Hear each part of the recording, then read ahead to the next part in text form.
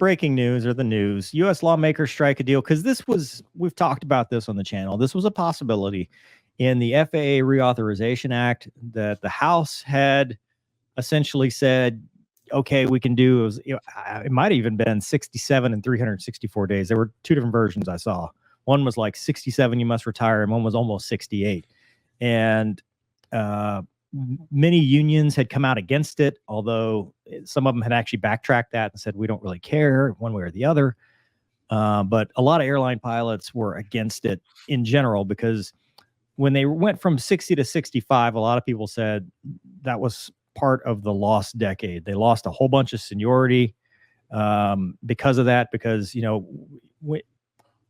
when you start your airline career, you're basing it off of my drop dead date. Here's when I have to retire. Here's when I have to get out. And suddenly moving that goalpost, well, that stagnates seniority, that stagnates upgrade time, it stagnates a whole bunch of stuff. And people weren't very happy about that. Now, the counter argument to that was, well, if you're still able to do the job at 67, it's age discrimination. If you make somebody retire prematurely, we shouldn't do that. And people were saying that, it'll help the pilot shortage by letting them fly. I don't believe that would help the pilot shortage, because the people that are pushing 67, 65, 64, whatever, they're not flying at the regionals where the shortage is the greatest. They're not flying narrow body, which is not typically. I mean, there are people obviously, but they're not flying the stuff that has the shortage. Wide body flying, there's really not much of a shortage there because it pays more and people want to go do that. So what the article says is they strike a deal to boost aviation safety, but they will not raise the retirement age. So this is in the Senate. So that in July, the House of Representatives voted 351 to 69, giggity, on a sweeping bill to reauthorize the Federal Aviation Administration that would raise the mandatory pilot age to 67. But Senate Commerce Committee voted in February to reject the retirement age increase. Also, ICAO currently makes you retire at 65. Now, there was also the argument that ICAO would follow whatever the U.S. does. So that was kind of a moot point anyway. Congress temporarily extended the authorization through May 10th as it works on a new $105 billion 5-year deal.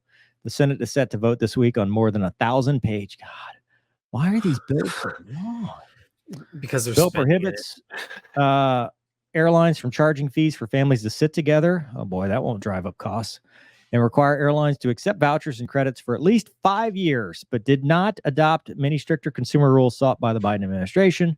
Requires 25-hour cockpit recording devices in an effort to boost safety. New urgency after a series of near miss. Isn't a near miss a hit? They said they would raise maximum civil penalties for consumer violations, $25,000 per violation to $75,000 to address the shortage of 3,000 air traffic controllers. You want to see somebody who needs a retirement age increase? Those guys. Yeah. Like super low, like 55 or something. Like those guys. High stress. Yeah, but I mean, if they can manage the stress and they like the mental health minute, let them keep going. There you go. It also boosts a number of direct daily flights to Washington Reagan. I mean, dude, don't be so obvious when you're only voting for yourself. Speaking of mental health. She heard it. So there you go, Gonky. Ding dong. Age 67 is dead for now, probably for the next 5 years, unless they do some kind of separate authorization bill. But as it is with this bill, you no longer have to worry about losing seniority. Yeah. Questions? Yeah. No, man, it's awesome. Yeah, I'm glad it failed and hope it fails again. Okay. It's my opinion. Just my opinion. Don't hate me for it. I hope it fails until I'm 65, and then I hope it succeeds.